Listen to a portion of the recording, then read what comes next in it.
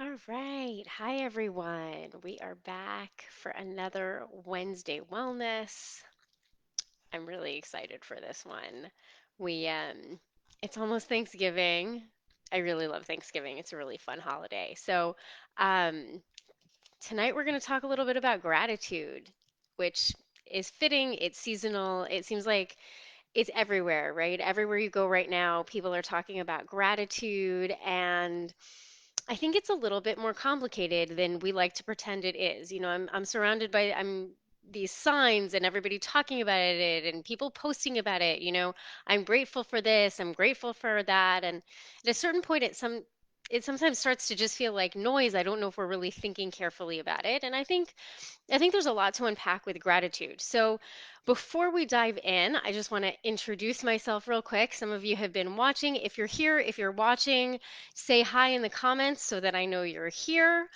If you're new, tell me where you're from, tell me where you're watching. I just want to welcome everybody. I am Dr. Jordana. I am the founder of Alpine Health, and this is where, I'm a preventive medicine and lifestyle medicine doctor. And here at Alpine, we help busy people live healthier lifestyles, both mentally and physically, so that they can feel great and get their energy back. And tonight we're going to talk a little bit about gratitude. There are definitely evidence based, science backed benefits to a regular practice of gratitude. There are mental health benefits, there are physical health benefits, and there are very clear social benefits. There's a clear impact on our relationships and the way we relate to other people and the way we relate to ourselves. Hi, Natalie. Thanks for watching. And so there are definitely these clear benefits to practicing gratitude. But it's not so simple. So before we really dive into how it all works and what it does for your brain, I want to define gratitude. So when I'm talking about gratitude, and I want to make a distinction between gratitude and appreciation. Appreciation is simply the acknowledgement that there is something good in the world. Something good happened, and I appreciate that it's there, right? So I appreciate that I have a roof over my head. I appreciate that I have 10 fingers and 10 toes. Those are things that I can appreciate. It's a very simple level of acknowledging that there is something good that's happening. And an appreciation is definitely positive. It comes with its own sets of benefits, and we can unpack that later. But gratitude takes it a step further. So, gratitude is appreciation plus. With gratitude, step one, we are acknowledging that there is good in the world. And step two, we are taking it a step further and we're thinking about where that good comes from outside of ourselves. So, gratitude is saying, I am grateful. I appreciate that I have this roof over my head.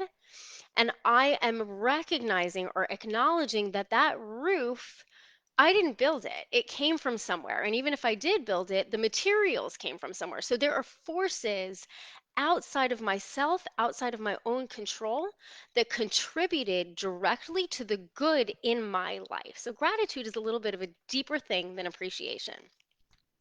So let's all just take a second and think about, tell me in the comments, tell me something that you are grateful for. So acknowledge the good and where it came from. It can be a person or a thing. A lot of time gratitude has to do with either the object itself. I'm grateful that there are trees that create fresh air, so I'm directing that gratitude towards the trees.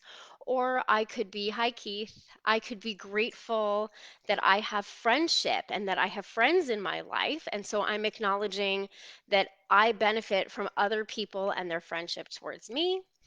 I could benefit, it could be something spiritual. We could be thankful that we are healthy, and whether that health comes from something scientific, something spiritual, depending on your own personal beliefs. So just take a minute and think about something that you are grateful for and where that thing comes from.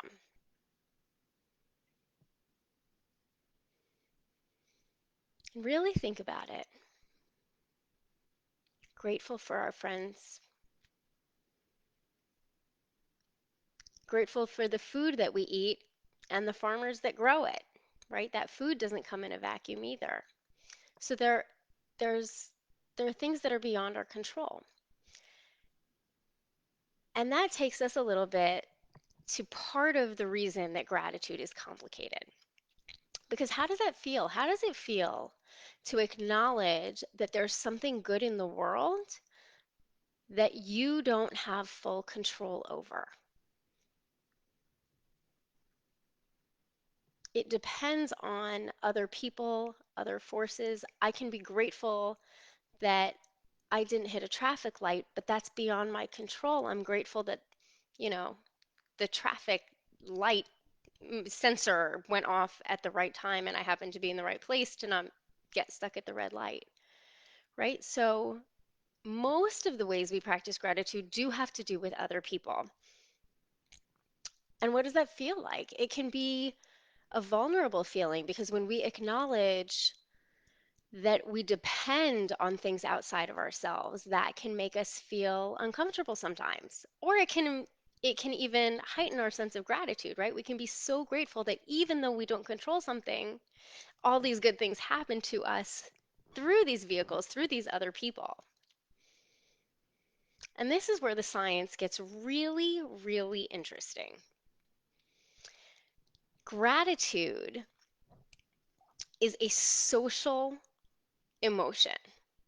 So when we go into the science of it, when we look at our brains, I've talked, if you've been watching me for a little while, you know I love looking at brain pathways and neurotransmitters and functional MRIs and understanding which parts of our brain light up when they're being imaged, depending on what's happening in our brains in those moments.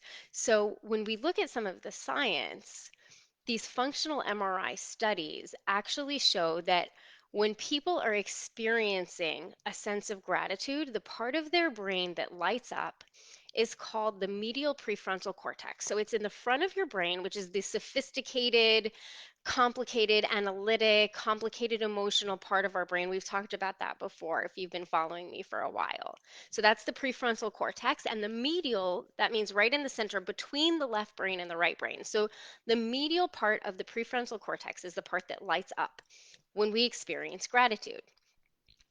And the reason that's so interesting is that the other things that cause that part of our brain to be activated, the other functions of that part of our brain are those get activated when we are understanding other people, when we are practicing empathy, and when we are experiencing relief from stress and relief from pain. So think about that for a second and think about what that means for gratitude. When we experience gratitude, the part of our brain that's working is the part that's responsible for empathy and understanding others. Because gratitude is a social experience. We are experiencing an understanding of another person as well as what's happening to ourselves. So it's a little bit of a sophisticated emotion. And then the other part that's interesting is that the neurotransmitters, right? We've talked a lot about neurotransmitters. For those of you who are new, neurotransmitters are the chemical signals that get transmitted. So when a brain cell gets information, that triggers some kind of chemical to be released from the cell, and that signals the next cell to respond in a certain way. So neurotransmitters are our brain's way of signaling other cells, whether it's another cell in our brain or another cell somewhere else in our body, to do something in response to some kind of trigger. So the neurotransmitters that get released when we experience gratitude are dopamine, which is the neurotransmitter that gives us this feeling of positive feeling of euphoria sometimes, and oxytocin, which is the love hormone. It's the hormone that gets released when bonding between a parent and a child happens, between two people happens, between people who are in love as well as people who are experiencing friendship. So oxytocin is the neurotransmitter that is responsible or that gets released when we are having an intense social connection.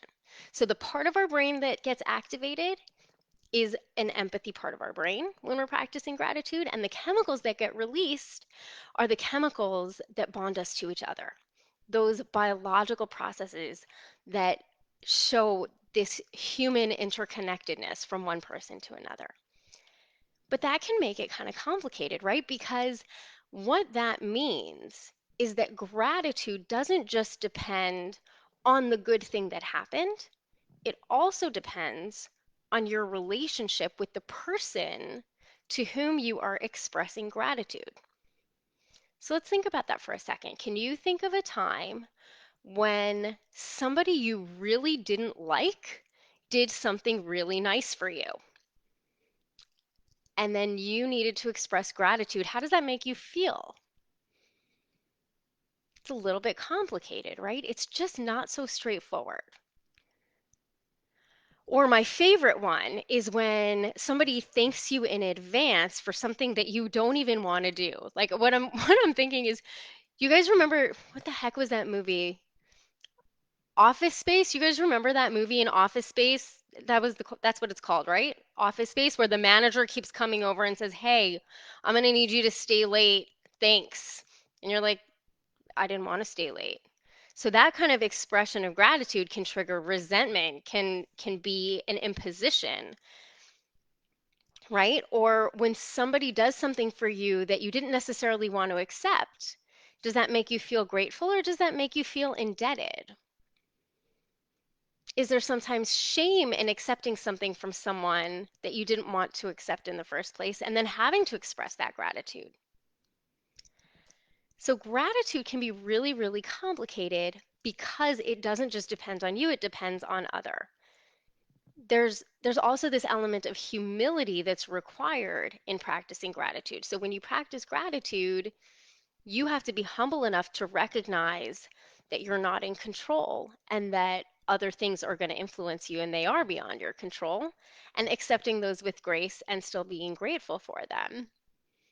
Yeah, hi Adina. Office Space is great on awful, horrible people.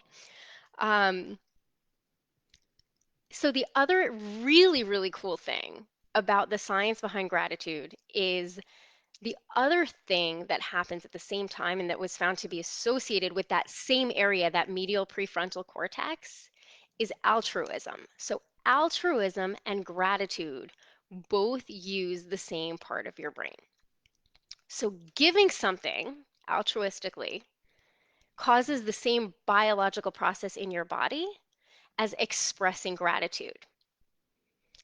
But what that means is that the reverse might be true as well, right? Because in order for me to be altruistic, that means if I'm going to do something good for someone else, that someone else has to be willing to receive it and willing to accept it. And then that person in turn can express gratitude towards me, and I have to be willing to accept the gratitude in order for them to give gratitude towards me. Because that's the other thing. Have you ever been in a situation where you wanted to do something nice for somebody, but they didn't want to accept it, right? You're being denied the opportunity to give if somebody's unwilling to receive. And how many times have we done the opposite? We don't want to accept something. You ever go out for coffee with a friend and the friend says, "You know what? I'll pay." And then how do you react? Do you say, "No, no, no, I'll pay"? You argue back? Or do you just say, "Thank you"? And do any of you feel awkward and uncomfortable accepting that coffee and then saying thank you? Because gratitude can make you feel vulnerable, it can make you feel indebted, it can make you feel uncomfortable sometimes. And on the flip side, what about accepting a compliment, right? Or even accepting thanks. This is something that I've discussed a lot with some of my physician friends. So, as a physician, my job is to help people and to help them get better. And then when a patient says, "Doctor, thank you so much," that feels uncomfortable because I feel like, and many of us do, we feel like, "Oh no, I'm just doing my job. Don't thank me. I'm just doing my job." How many of you in other jobs have said that? Somebody thanks you for doing something and you don't want to accept that gratitude because you're just doing your job, right? But if you do that, you're denying them the opportunity to express their gratitude. How many of you have been on the flip side of it where you thank somebody and they say they minimize it or they flip it around, right? They say, oh no, it was nothing. It was nothing. It's really nothing. And you're like, no, no, I really do want to thank you for this. Has that ever happened to you? So the bottom line of all of this is just to say that gratitude is messy, it's complicated, and the reason that it's so complicated is that it is dependent on social connectedness and social relationships. But here's the really cool thing. The really cool thing is that if we can learn how to dive into that and how to hack it, how to really embrace full gratitude, accept the negative sides, look at it mindfully, and really, really practice gratitude in a deep and meaningful, conscious way with grace where we can give and receive gratitude, that makes all the difference. That can really, really up level our own feelings of wellness. It can cause changes in our brains and in our bodies, and it can cause drastic changes in our social relationships. So, this was really, I just wanted to introduce the topic with a little bit of science. So now you guys know what part of our brain gets activated, what hormones get, what neurotransmitters, what hormones get released when we experience gratitude, and why it's so complicated. But I actually want to dive a little bit deeper into this. So starting Monday, for the next 5 days, for the next week, we're going to do an honest gratitude challenge. I'm not going to do one of these challenges where I ask you to post every day, I'm thankful for coffee and I'm thankful for sunrise. Those are wonderful and those are awesome and they increase experiences of positive emotions for sure. But that's not the deepest sense of gratitude. What we're going to do in this gratitude challenge is look at the ugly parts, look at the negative parts, look at when gratitude can actually be harmful and a negative experience. But we are also going to look at some of the evidence based ways to actually practice gratitude in a deep and meaningful way where we can see it for what it is and really, really maximize our experience of gratitude. So I will be posting the link to sign up for the gratitude challenge. It's going to happen here in the Facebook group. So everybody who wants to participate, it's going to be technologically really easy for you guys to join. I'll post the link to sign up. There will be prizes. So if you participate, you'll definitely get some fun stuff. And I want to really be able to practice real gratitude and real thanks this Thanksgiving instead of just this superficial, awkward, everybody go around the room and say one nice thing, but we're all sort of kind of faking it kind of thing. So, thank you all for watching. I will be posting more information about our gratitude challenge starting Monday, and I will see you all there. Have a great night.